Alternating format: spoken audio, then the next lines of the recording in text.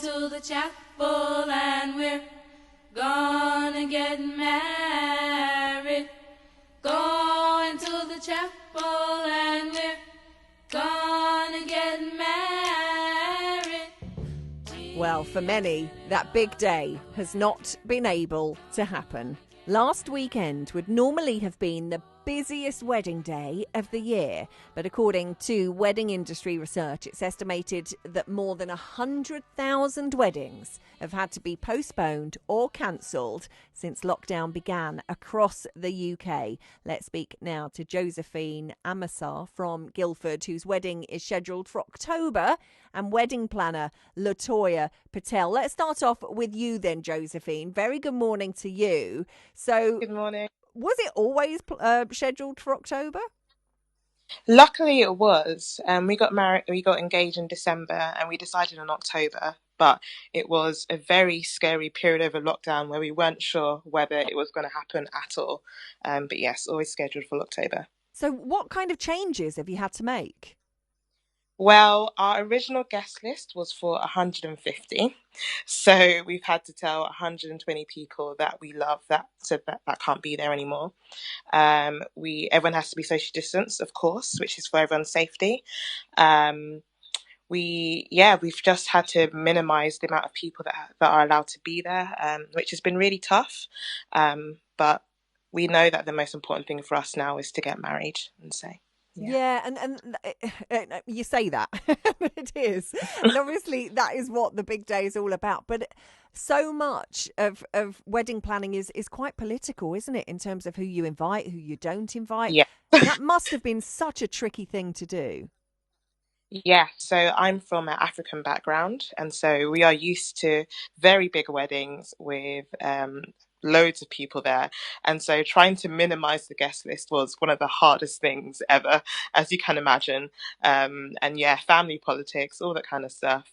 But yeah, we were able to do it. But there are a lot of couples that aren't able to because a lot of cultural weddings, they need the big guest list, otherwise their cultural wedding is more important than the legal side for them, and so they're not really married until they have the cultural wedding, which is quite tough. Oh, that's really interesting. I hadn't even Yeah, considered that. yeah.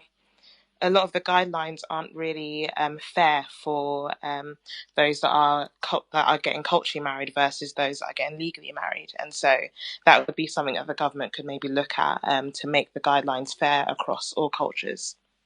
And fairness is one of those things that keeps coming up. We had a tweet from Lara Pepper. She tweeted us to say, our wedding has been changed to October. In this room, still only allowed 6 guests, but can go to a smaller restaurant with 30 plus people. And next week, my classroom with 30 teenagers. Hashtag what about weddings? Does it feel balanced to you, Josephine?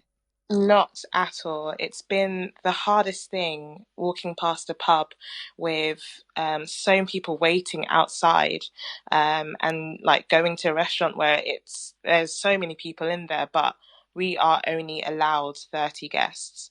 And we completely understand that weddings need to happen safely, but it just doesn't feel fair when you look at what is currently happening in terms of pubs, restaurants. It doesn't seem fair.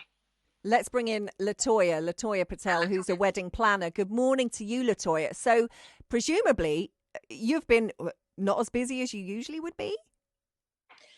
Yeah, good morning. It's been a rocky time, to be completely honest. So the start of lockdown, it was just handling so many inquiries, like so many other wedding professionals had to.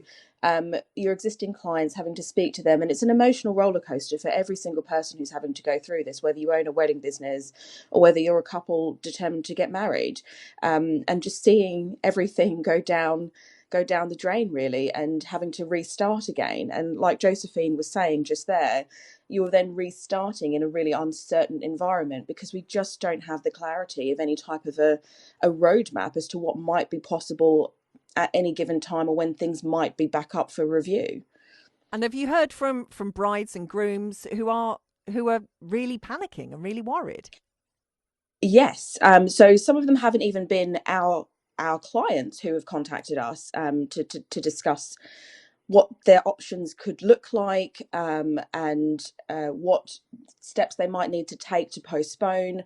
It's been really heart-wrenching, and I've spoken to other wedding professionals as well. It's been really heartbreaking listening to their stories and hearing the upset in their voices, and knowing that there's only really so much that you can do. And particularly as a planner, I'm used to being able to solve people's problems, but this is just something like we've just never had any comparison to before. Well, thank you both this morning. Josephine, best of luck to you for October, and I hope we'll speak to you again. Wedding planned for October, and also Latoya Patel, a wedding planner. Thank you. If you're in that situation as well, do get in touch. If you've had a wedding postponed or you're having to seriously rearrange things, 0800 587 1046. On the BBC Sounds app, on your smart speaker, play BBC Radio Surrey, and on your radio. The sounds of Surrey is BBC Radio Surrey.